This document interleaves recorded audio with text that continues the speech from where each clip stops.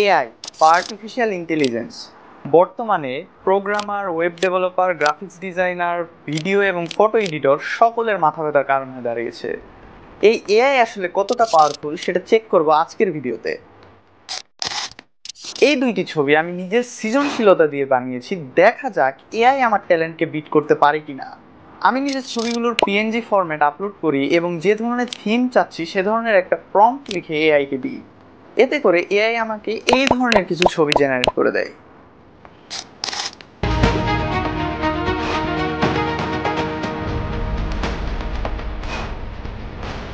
এই ছবিগুলো অনেকটা কার্টুনিশ এবং এগুলোতে অনেক মিস্টেক্স রয়েছে।